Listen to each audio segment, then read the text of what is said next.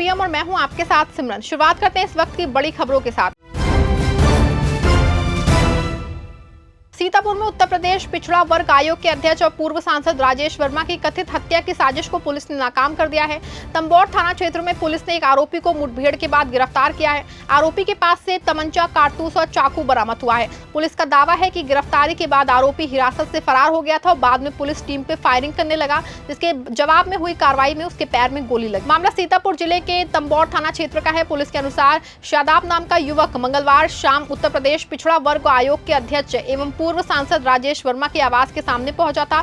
तलाशी के दौरान उसके पास से एक तमंचा, कारतूस और चाकू बरामद किया गया। प्रारंभिक जांच में सामने आया है कि पुरानी जमीनी रंजिश के चलते वो कथित रूप से राजेश वर्मा की हत्या करने की नीयत से वहां पहुंचा था। पुलिस ने आरोपी को हिरासत में ले लिया था, लेकिन पूछताछ के दौरान वो पुलिस को चकमा देके फरार हो गया। इसके बाद तंबौर पुलिस ने उसकी तलाश में अभियान चलाया। देर रात ज्ञानेंद्र भट्टे के पास स्थित आम के बाग में पुलिस ने आरोपी को घेर लिया। पुलिस का कहना है कि खुद को घिरता देख आरोपी ने पुलिस टीम पे जानलेवा फायरिंग कर दी। जवाबी कार्रवाई में पुलिस की गोली आरोपी के पैर में लगी, जिससे वो घायल हो गया। जिसके बाद पुलिस ने उसे मौके से गिरफ्तार कर लिया। गिरफ्तार आरोपी के कब्जे से 312 बोर का तमंचा, 2 जिंदा कारतूस, 2 मिस कारतूस और 1 चाकू बरामद किया गया है। घायल आरोपी को इलाज के लिए अस्पताल में भर्ती कराया गया है। पुलिस के मुताबिक आरोपी का फिलहाल कोई आपराधिक इतिहास सामने नहीं आया है। मामले में विधिक कार्रवाई के साथ आगे की जांच जारी है। थाना तंबौर की पुलिस द्वारा दिनांक 2/6/2026 को शाम लगभग 5 बजे थाना तंबौर क्षेत्रांतर्गत अभियुक्त शादाब पुत्र जाफर निवासी मोहल्ला सेखन टोला थाना तंबौर जनपद सीतापुर द्वारा पूर्व सांसद श्री राजेश वर्मा के मकान के सामने एक तमंचा, कुछ कारतूस व एक चाकू लेकर किसी पुरानी ज़मीनी रंजिश के कारण उनकी हत्या करने के इरादे से आया था। पुलिस द्वारा पकड़े जाने के बाद रास्ते से फरार हो गया। सघन तलाशी के बाद उसे मुठभेड़ के पश्चात ज्ञानेंद्र भट्टे के पास के आम के बाग से गिरफ्तार किया गया।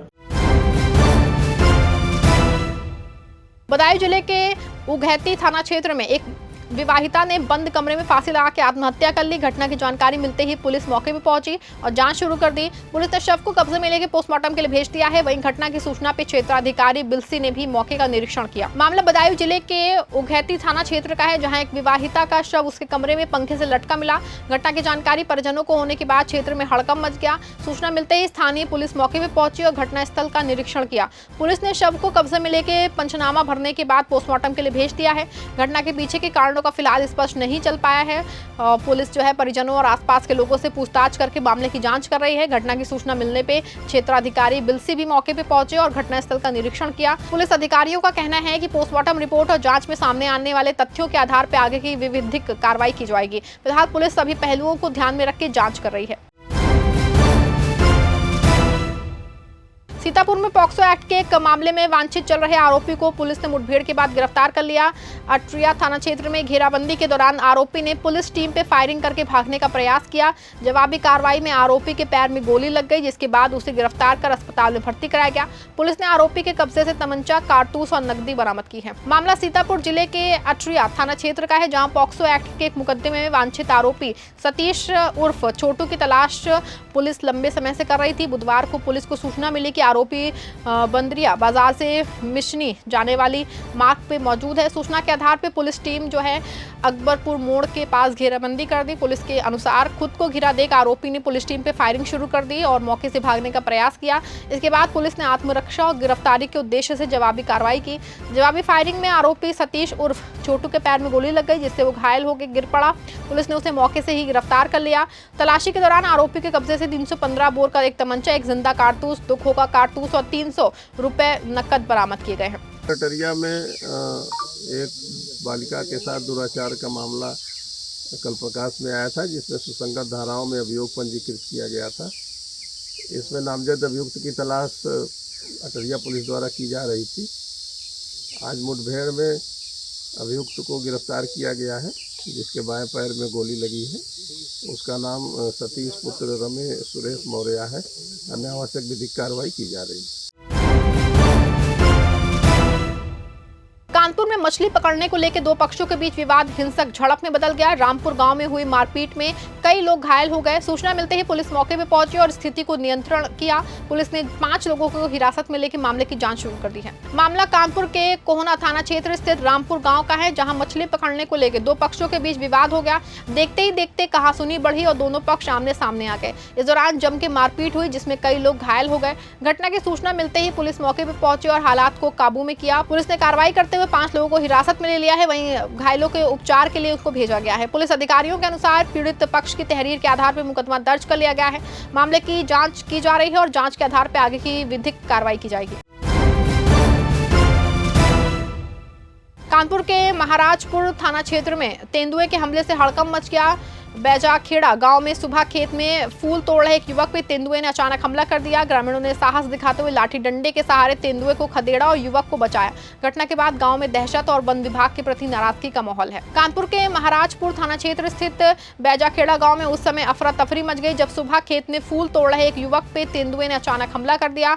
हमले में युवक गंभीर रूप से घायल हो गया और उसकी चीख पुकार सुन के आसपास के ग्रामीण मौके पे पहुंच गए। ग्रामीणों ने लाठी डंडे के सहारे तेंदुए को खदेड़ा, जिसके बाद युवक की जान बच सकी। इस दौरान पास में मौजूद एक महिला को भी तेंदुए ने दौड़ा दिया, जिससे क्षेत्र में भय का माहौल और गहरा गया। घायल युवक को इलाज के लिए अस्पताल पहुंचाया गया है, लेकिन परिजनों का आरोप है कि उसे बेहतर इलाज के नाम पे एक अस्पताल से दूसरे अस्पताल रेफर किया जाता रहा।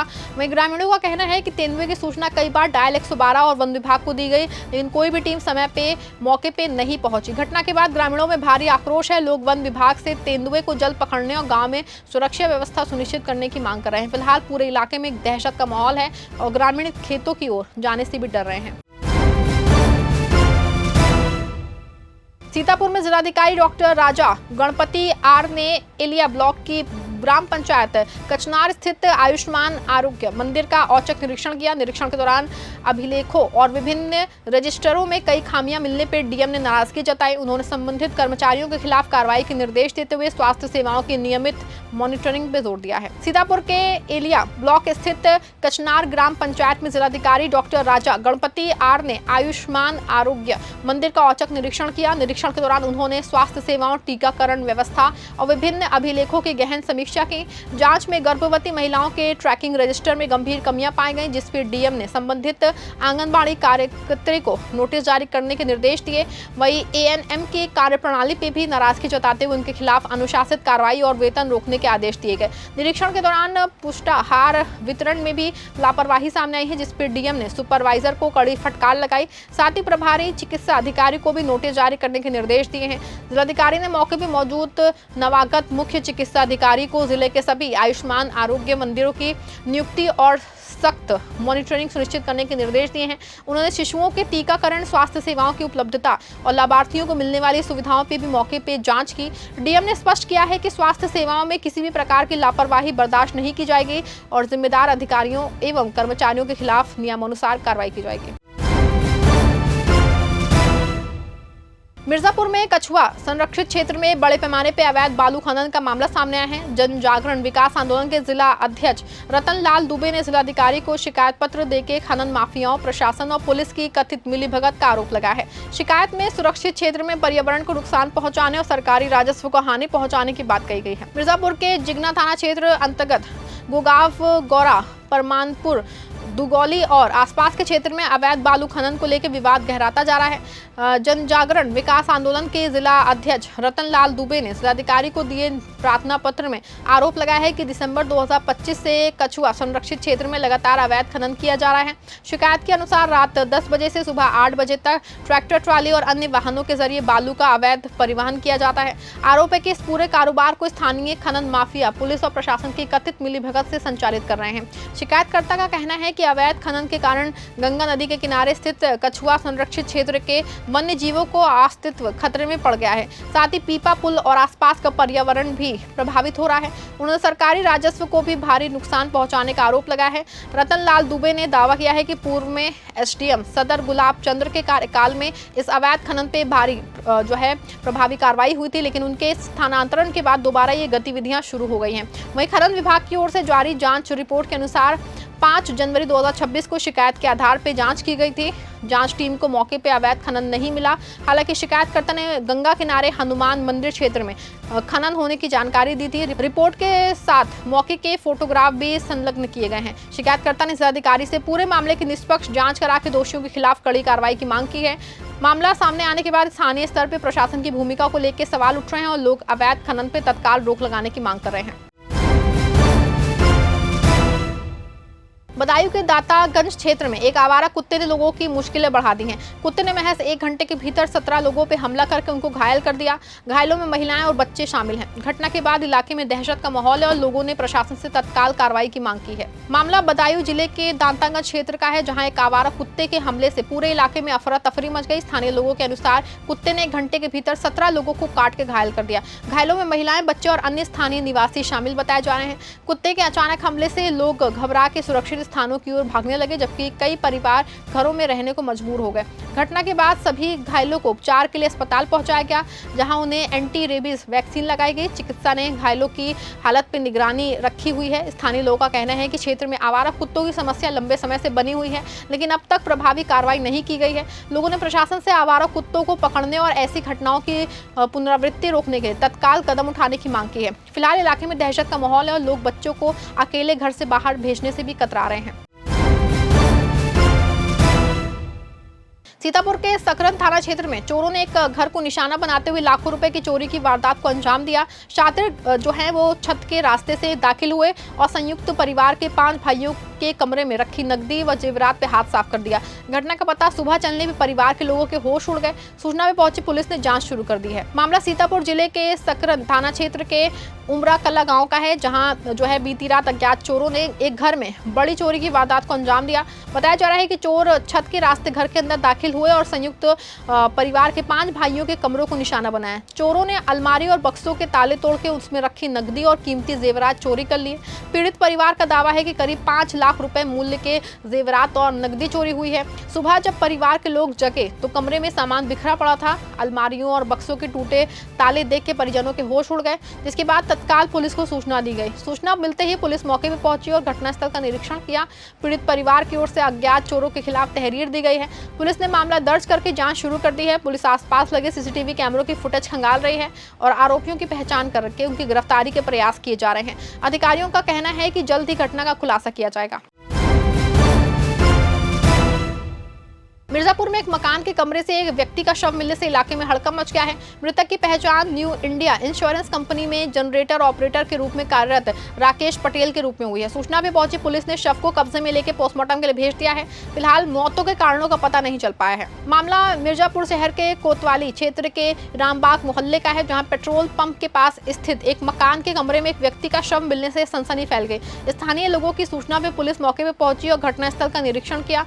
मृतक की पहचान 50 वर्षीय राकेश पटेल निवासी मऊगंज मध्य प्रदेश के रूप में हुई है। बताया जा रहा है कि राकेश पटेल जो हैं पिछले करीब 30 वर्षों से मिर्जापुर में रह रहे थे और शहर कोतवाली क्षेत्र के रामबाग स्थित ओम प्रकाश यादव के मकान में परिवार सहित निवास कर रहे थे। परिजनों और स्थानीय लोगों के अनुसार Rakesh Patel new India insurance company में जनरेटर ऑपरेटर के पद पर कार्यरत थे।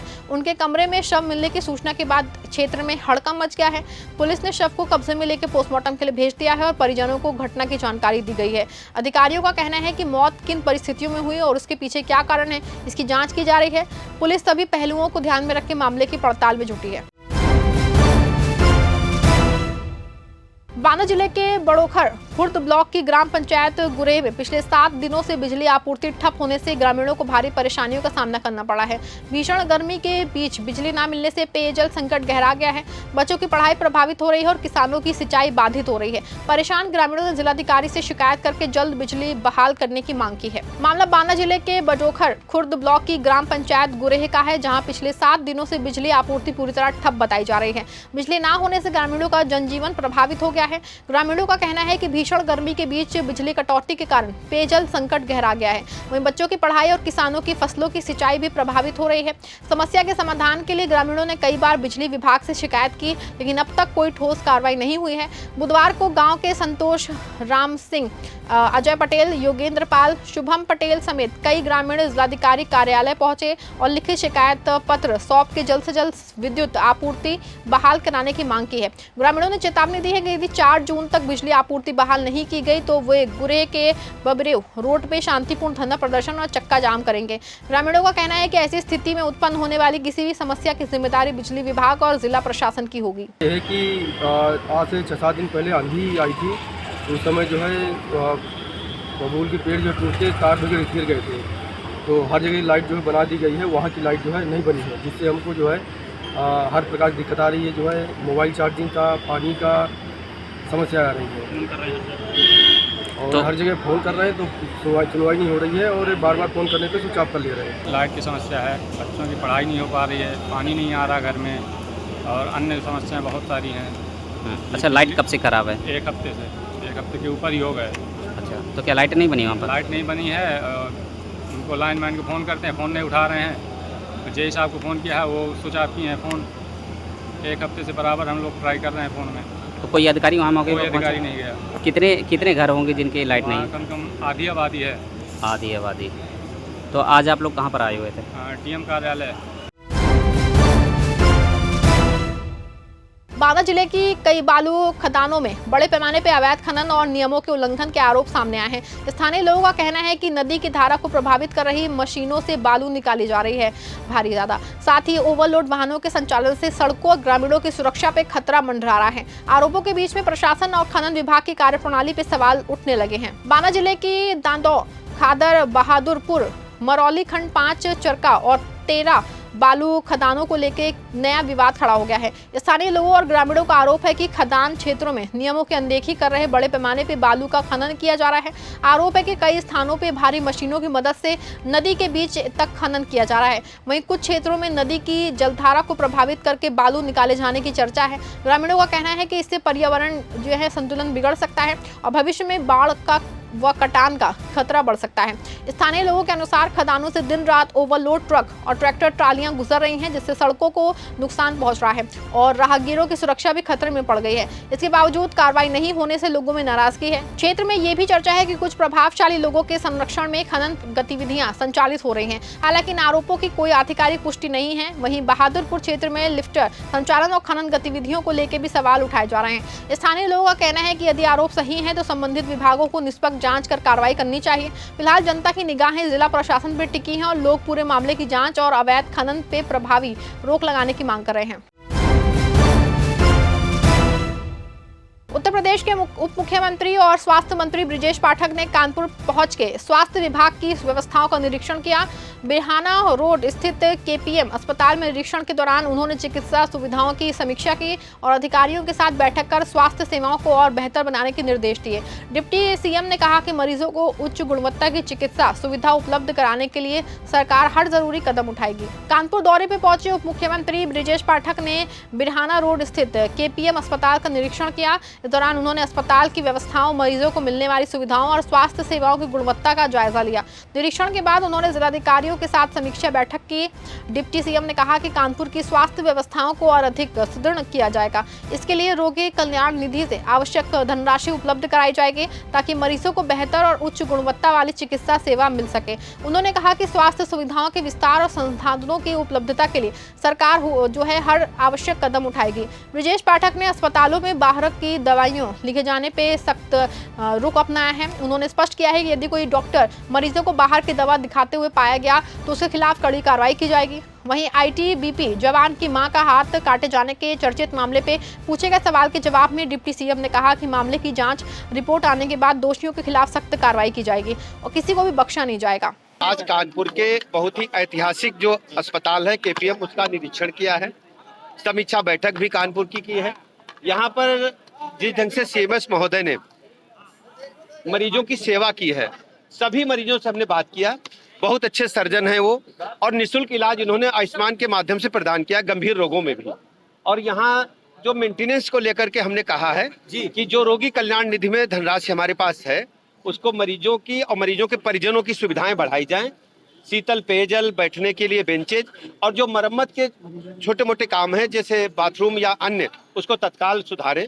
कानपुर के लोगों को गुणवत्तापरक उच्च कोटि की चिकित्सा व्यवस्था सुनिश्चित हो, इस दिशा में हम सब काम कर रहे हैं और भी जो भी आवश्यकता होगी उसको ITBP वाले मामले में आज ही हमने जो उच्च अधिकारियों से बात किया है, जांच रिपोर्ट हमने शीघ्र से शीघ्र मांगा है और कोई भी दोषी इसमें बचेगा नहीं, कितनी भी पहुंच का व्यक्ति हो। ITBP जवान के साथ जो हुआ है, हम पीड़ित परिवार के साथ खड़े हैं, हर स्थिति में उसे न्याय मिलेगा। आप कोई नाम बताइए, हम जांच कराएं, कार्रवाई करें। कोई भी व्यक्ति अगर हमें बताता है और प्रूफ मिलता है तो मैं उस अधिकारी के खिलाफ कड़ी कार्रवाई करूंगा। सीतापुर में एक चलती CNG ऑटो में अचानक आग लगने से हड़कंप मच गया। चालक को जलने की बदबू आने पे उसने सूझबूझ दिखाते हुए वाहन को सड़क किनारे रोक दिया। देखते ही देखते ऑटो आग की लपटों में घिर गया देखते देखते और जल के खाक हो गया। गनीमत रही कि चालक समय रहते बाहर निकल गया, जिससे बड़ा हादसा टल गया। मामला सीतापुर जिले के सदरपुर थाना क्षेत्र के अल्लाहपुर पुलिया के पास का है, जहां चल रही एक CNG ऑटो में अचानक आग लग गई। बताया जा रहा है कि ऑटो चालक को वाहन से जलने जैसी बदबू महसूस हुई, जिसके बाद उसने तुरंत ऑटो को सड़क किनारे रोक दिया। ऑटो रुकते ही कुछ ही क्षणों में उसमें आग भड़क उठी और पूरा वाहन आग के चपेटों में आ गया। आग इतनी तेज थी कि देखते देखते CNG ऑटो पूरी तरह जल के खाक हो गई।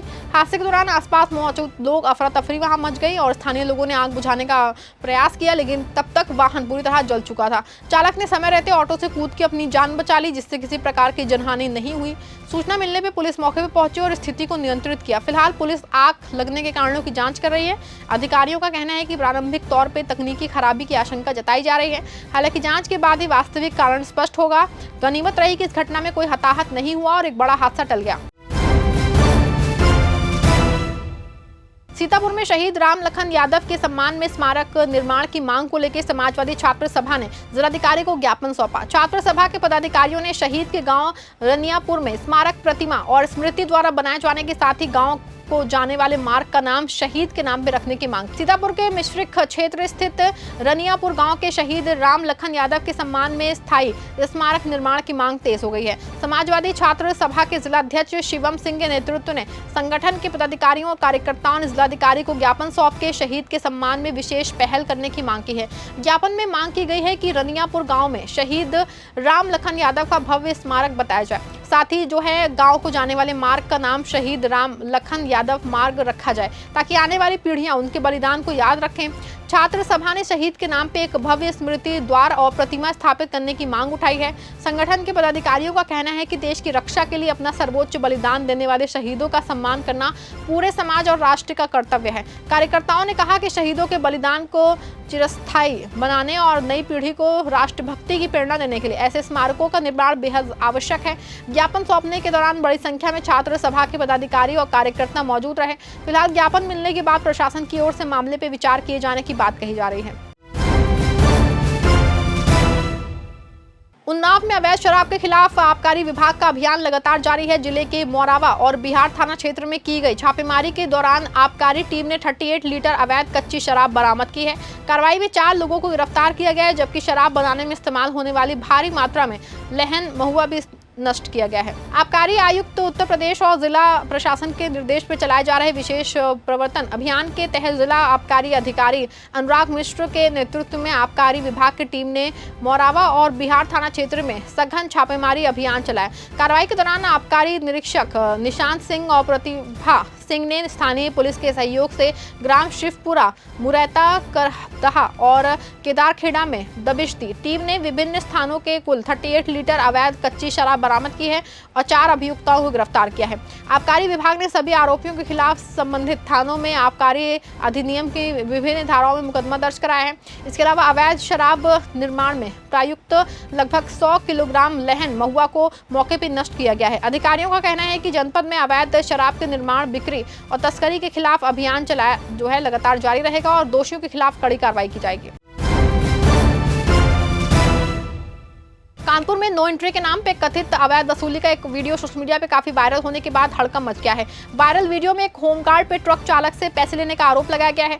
वीडियो सामने आने के बाद मामले को लेकर चर्चा तेज हो गई है और संबंधित विभागों की कार्यप्रणाली पे सवाल खड़े हो गए हैं। मामला कानपुर के कल्याणपुर थाना क्षेत्र स्थित पिंकी रोड क्रॉसिंग के पास का बताया जा रहा है। सोशल मीडिया पे वायरल हो रहे वीडियो में कथित तौर पे नो एंट्री के नाम पे ट्रक चालक से पैसे लिए जाने का आरोप लगाया गया है। वीडियो में एक होमगार्ड को लेकर के सवाल उठाए जा रहे हैं। हालांकि वायरल वीडियो की स्वतंत्र पुष्टि नहीं की हो सकी है, लेकिन वीडियो सामने आने के बाद संबंधित विभागों में हलचल तेज हो गई है। स्थानीय लोगों का कहना है कि कल्याणपुर क्रॉसिंग और आसपास के क्षेत्रों में प्रतिदिन भीषण जाम की स्थिति बनी है।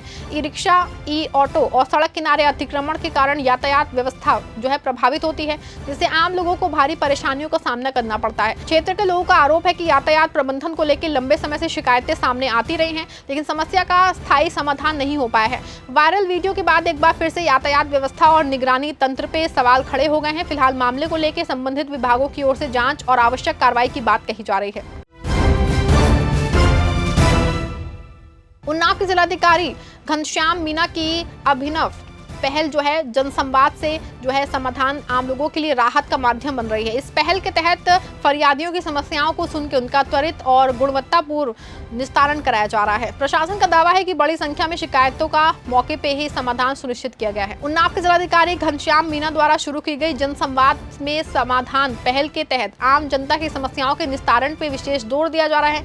जनता दर्शन कार्यक्रम के दौरान जिलाधिकारी स्वयं फरियादियों की जो है शिकायतें सुन रहे हैं और संबंधित अधिकारियों को वीडियो कॉन्फ्रेंसिंग के माध्यम से जोड़ के समस्याओं के समाधान का प्रयास कर रहे हैं। जिलाधिकारी के अनुसार 22 अप्रैल 2026 से अब तक 35 कार्यालय दिवसों में कुल 1124 शिकायतें प्राप्त हुई, जिसमें 749 शिकायतों का निस्तारण किया जा चुका है। इन शिकायतों में राजस्व, पुलिस, विकास, पेंशन और अन्य विभागों से जुड़े मामले शामिल हैं। प्रशासन का दावा है कि इस व्यवस्था को शिकायतों की निस्तारण की प्रक्रिया में तेजी आई है और फरियादियों को विभागों के चक्कर लगाने से राहत मिली है। जिलाधिकारी घनश्याम मीना ने सभी विभागीय अधिकारियों को निर्देश दिया है कि जनता की शिकायतों का समयबद्ध, पारदर्शी और गुणवत्तापूर्ण निस्तारण सुनिश्चित किया जाए। उन्होंने कहा कि प्रशासन की प्राथमिकता आम नागरिकों की समस्याओं का प्रभावी समाधान कराना है, जिससे शासन और प्रशासन के प्रति लोगों का विश्वास मजबूत हो सके।